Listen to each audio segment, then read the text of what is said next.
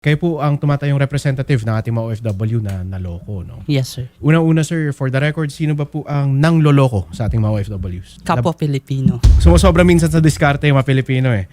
Pag sumobra, ito nangyayari. Sir, paano po yung panloloko na ginagawa ng ating kapwa Pilipino? Bali sa case po na to, ngayon attorney, ay si seller naman daw nung una ay maayos naman daw siya ka-transaction. Pero Anong pangalan, sir, ng ano? si Miss Cindy, Cindy Dampayla? yes sir. Tapos nung tumatagal na daw po attorney, ay doon na siya nagloloko. Ano po ang transaction? Via GCash po. Tapos yung mga item naman po, siniship via LBC, mga ganun. Ito, no? So makikita natin, fina-flash namin ngayon yung kanyang mga commercial posts, no? Which is posting for the act of selling gold at ang kanyang binebenta. No? At ang bayad daw is through GCash at ang promise is it will be delivered via private courier papunta po doon sa nag-order. So ito pong si Cindy Dampayla, sir. Taga dito po siya sa Pilipinas. Yes attorney. Dito po siya based. Dito siya nakatira ngayon. Yes Okay. attorney. So siya ay nagbebenta nito through her Facebook page at siniship sa ating OFW sa Hong Kong. Ang nangyayari po attorney ay siniship din minsan dito lang din sa Pinas, Dito then din, okay. minsan meron din naman abroad. Okay, so dalawa ang klase ng transaction niya. One domestic, Pilipinas, papuntang Pilipinas, at isang international, Pilipinas, papuntang Hong Kong. Saan po nagka-problema ang... Bali sa pagkakakwento po sa akin, ng naging problema ay fully paid na daw po yung mga umorder, pero yung item daw ay hindi na ship. alahas po lahat? Opo attorney. Okay. Bali yung naibigay po sa akin na details ng all in all ng 11 na nasa GC po ay umaabot po siya ng 400,000. Mhm. Sa kanilang 11 na po. Opo, attorney.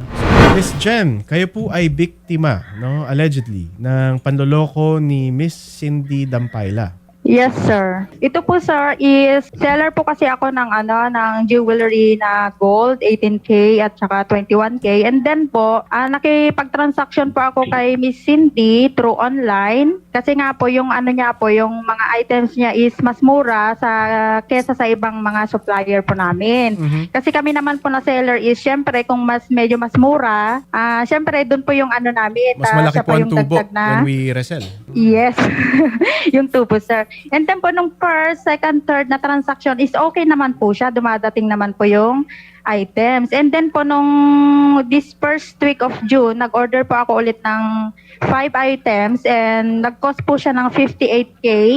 And then, wala po siyang sinasend na way bill at saka lagi po niya akong pinapaasa na mamaya matatrack na po yan, mamaya masiship na po yan. Yung araw-araw niya po akong pinapaasa, and then naging umabot na po siya ng 1 week. And then sinabi ko sa kanya na paki-refund na lang yung yung pera kasi nga po gawa nga din po ng aking mga buyer is kinukulit na po ako at syempre kinakabahan na rin po sila sa pera po nila na sinad sa Okay. akin. So siya po ay magpo-post sa Facebook ng mga items na available for sale. Yes po. Tapos po noon, kayo po ay mag-offer sa kanya na bilihin yon, babayaran nyo na po agad via GCash. Yes po, via GCash pag once na na-actual na po yung items. Pag may pinakita na po siyang actual scale, yun po yung babayaran ko namin kung magkano yung grams na aabutin ng gold po. Okay. At kapag inyong nabayaran na, ilang araw daw po before she delivers? Ang policy po talaga dyan, sir, is pay now, ship tomorrow. Pero siya, umabot na po ng 1 week, wala pa po siyang sinishipping. And then, ang dinadahilan niya po sa akin is,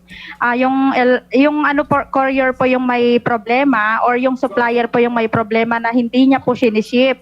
And then, na-reach out po kasi namin yung supplier niya na hindi naman po totoo yun na siya palang may problema. Kasi Hindi niya binigay po, na ng supplier sinesettle yung payment. alahas sa kanya. I presume, mama, na hawak niya na tong alahas na binibenta niya at siya na lang ang pupunta sa courier para po magpadala ng gamit. Tama po?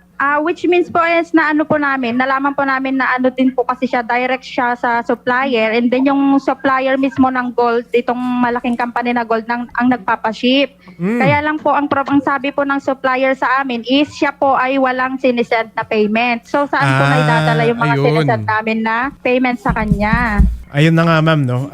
Kasi Yun yung tinutumbok ko dito, no? Kung saan nagkaroon ng aberya doon sa transaksyon. So mukhang nagbabayad kayo na ang purpose is para ibigay niya ito doon sa supplier niya at mabigyan kayo ng alahas. Pero ang nangyayari, ang aberya, hindi niya binabayaran yung supplier niya. yes sir, kaya saan po niya dinadala yung mga pera po namin kung hindi niya rin po naman pala sinesend yun para ma-ship out din po yung mga orders namin. Ayun, very good, 'di ba? Kasi yun na yung elemento ng estafa dito, 'di ba? Kasi pinadalaan kita ng Yes, pera sir. under the contract na ibibigay mo yan sa supplier mo at ang supplier mo ay magbibigay ng goods sa akin. Ang nangyari, binigyan mo siya ng pera, hindi pumunta sa supplier, ginamit niya kung saan-saan siguro, allegedly, at hindi niyo na natanggap yung goods na binili ninyo. At ang malala doon, Yes sir. nagsisinungaling pa ma'am ang sinasabi ninyo, di ba? Na Yes sir, yun po yung nakaka-ano sa kanya na parang ginagawa niya kaming tanga ba? Mhm. Na pinapaasa niya kami araw-araw na yes po matatrack na po yan mamaya, yes po masiship na po yan mamaya. Siyempre kami po maraming umaasa na buyer sa amin Mm-mm. kasi ayaw din po namin masira yung pangalan namin habang nagtatrabaho nga po kami, nagbebenta po kami ng mga ganyan, pang pa-allowance po, yung mga ganun, Opo. extra income. Opo. Tapos ganun po yung gagawin niya. Okay. At ilan kayo, ma'am? Ang nasabi kasi ni Sir Melchor sa akin, 11 ang nasa laman ng Opo, group Tony. chat, no? Yes sir, bali 11 po kami na nag-usap-usap sa GC pero marami pong nag-reach out sa amin na ano po, ibang hindi na po nakipag-coordinate sa amin kasi nawalan na po sila ng pag-asa na parang mabawi yung pera nila. Pero Okay. yung kaso namin gusto namin siyang parang ma-pursue dito para hindi na rin po siya makapanloko ng iba, makapang-scam ng iba kasi patuloy pa rin po siyang gumagawa ng iba't ibang account, marami po siyang, parang ayaw po namin may mabiktimang iba pa po. Okay. So gumagawa Kaya pa ito siya ng pa- ito account, pa po ma'am. yung isang purpose Bukod namin. sa original account niya, gumawa siya ng bago. Ayun. Yes sir, gumagawa po siya ng ng bago, tas doon ulit po siya nagpo-posting. Bakit, ma'am? Ganun Kasi po. I'm sure nag-comment na kayo, no? Sa mga ano niya. Nag-comment na kayo dun sa mga Oo, pinapost pero- niya. Ganyan. Dine-delete. Oh, pero parang binablock na ram po. Binablock po niya kami sa mga bagong ginagawa niya. Okay. Kaya Para ang hindi namin solusyon makita niya, at hindi kami makapag-comment. gumawa na ng bago. Recently ba, nakausap niyo na si Cindy Dampayla? Hindi na po recently sir, parang mga around nung pabarangay po kami sa kanila pala. Yun yung last na nakausap namin siya. Kasi nagpabarangay po kami sa sa barangay nila through video call din po. Mhm. At nakita niyo Pero naman hindi po kasi kung... na-settle doon.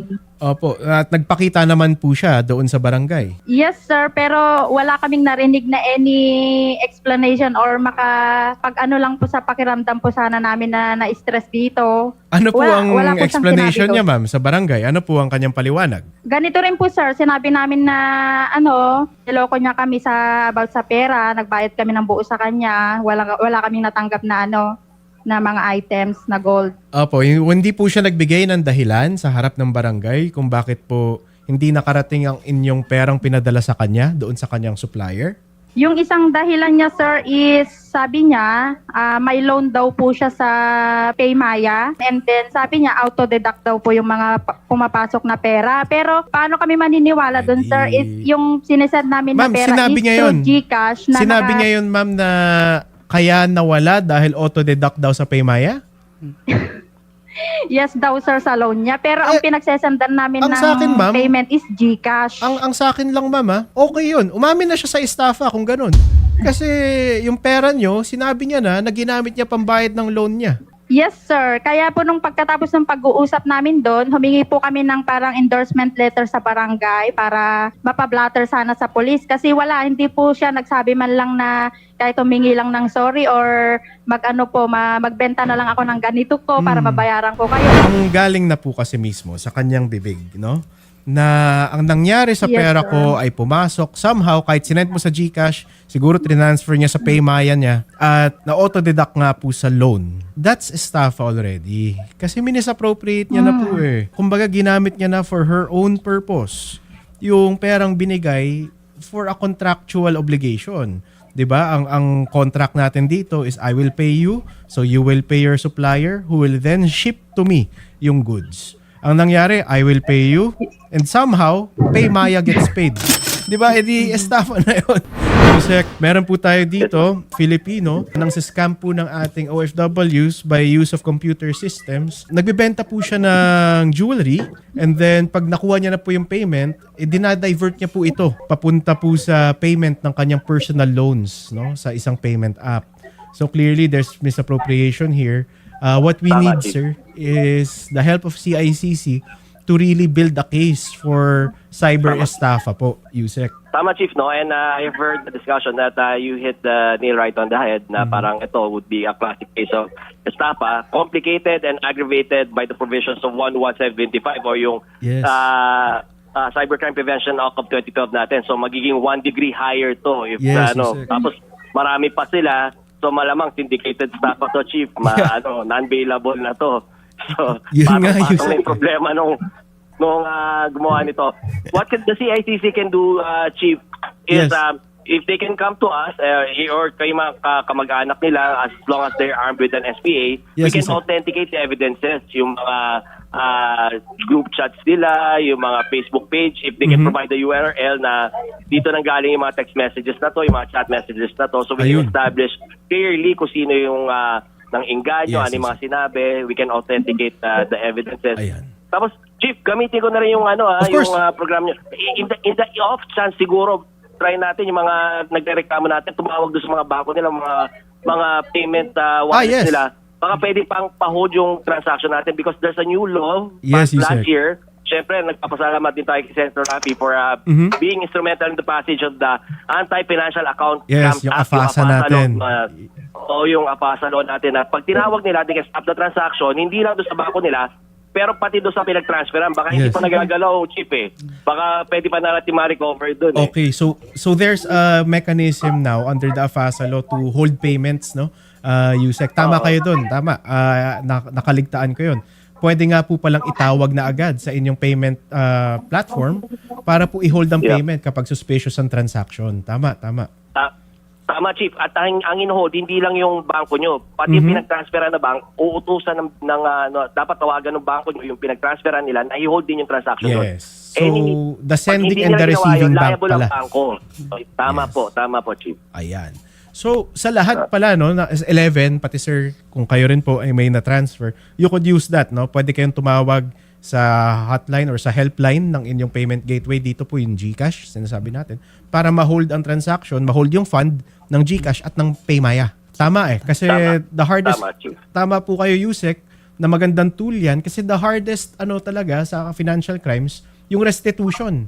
Kasi madalas, gastado o nawawala na ang pera, no?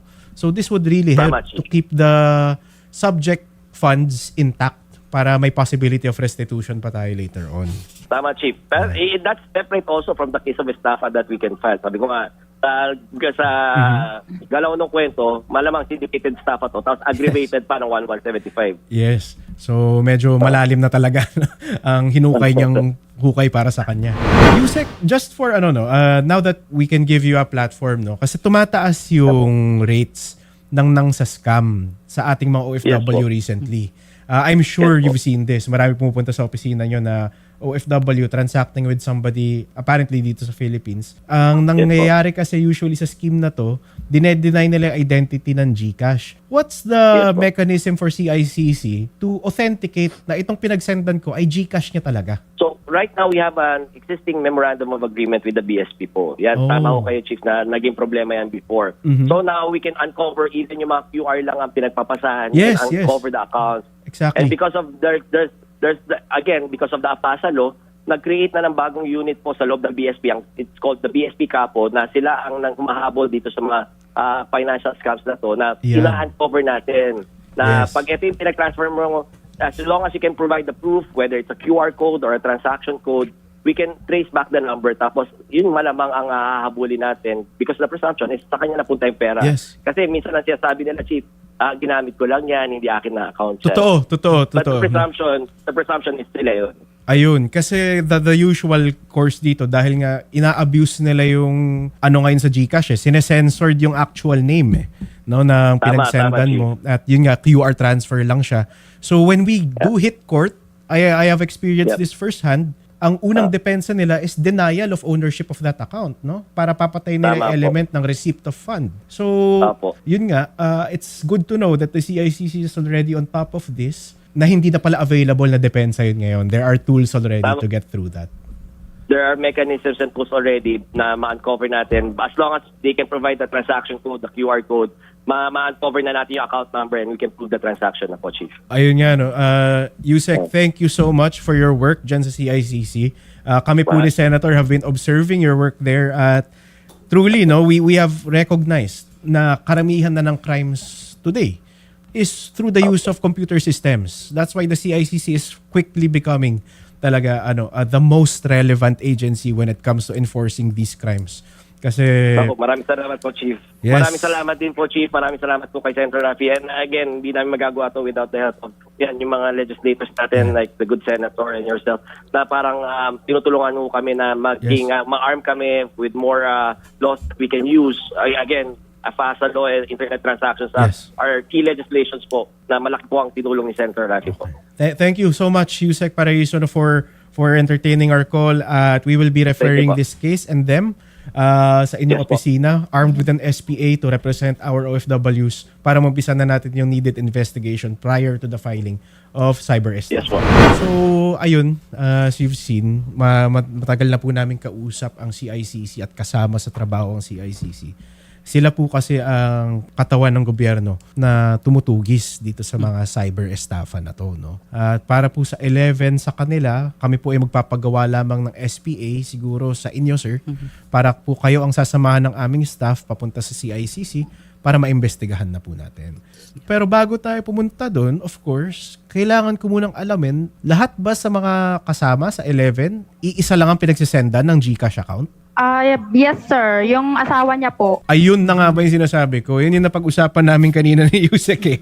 At ang mangyayari niyan, mama, ganito. Sa daming beses ko nang na-encounter to sa korte, kakasuhan natin itong si Cindy Dampayla ng estafa. Pupunta tayo ng korte. Ang kanyang depensa, hindi ko alam, sa asawa ko yan. Ganun madalas na nangyayari. Kaya kailangan natin ng CICC para i-connect na itong pera mo ay totoong nakuha nga ni Cindy Dampayla, no? So, kung maaari, ma'am, na-save nyo yung mga payment ninyo, yung mga screenshot of transfer, at kailangan din po natin yan. No? Yes, sir. Meron po kami yung transaction sa kanya. Ayan, ma'am, no? So, kumpleto dapat to, lahat ng ebidensya natin para pag pumunta tayo ng CICC at siya ay masampinahan. Ang depensa niya lang ay, sorry, hindi ko na uulitin. Hindi naman gumagana yung depensa na yun, ma'am. Of course. Pero sabi nga ni Yusek Aboy Paraiso kanina, may makakaso tayo sa kanya na non-bailable, no? Para hindi siya makapagpiyansa at siya ay manatiling nakakulong habang nililitis yung ating kaso, no? So, just give Yes, us the sir. information, ma'am. Sasamahan namin si Sir Melchor papunta ng CICC at makakasuhan natin at susubukin nating bawiin yung perang nakuha ni Cindy Dampayla. Yes, sir. Kasi may mga last year pa po na hindi niya binayaran na na-scam niya, may 100K po. Ayan. Andyan po si Ma'am Irene, siya po yung may-ari ng 100K.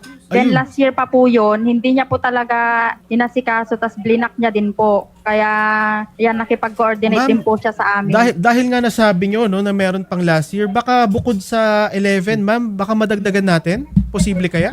Kaya nga po lumapit na po Yes, kami sa inyo, sir, kasi para ma-aware din po ang lahat, kasi nga po patuloy po siyang nagbebenta ng gold, sir, kasi ayaw na din po namin na may maloko po siyang iba. Okay, ma'am. Sige po, pakipadala na lang po sa amin lahat ng interesadong mga magkakaso at atin pong gagawa ng paraan, ma-file po to sa CICC. Basta po mabigyan na natin ng SPA si Sir Melchor Arreola para po malakad na namin para sa inyo. Yes, sir. Sasamahan po ng aming staff po kayo papunta sa CICC po. Maraming salamat din po. Thank you po, ma'am. Thank you. Maraming salamat din po, Ma'am Okay. Jen Arreola. At sa Thank iba you Jen po, at sa mga attorney. kasama Thank you ninyo, po. maraming salamat po.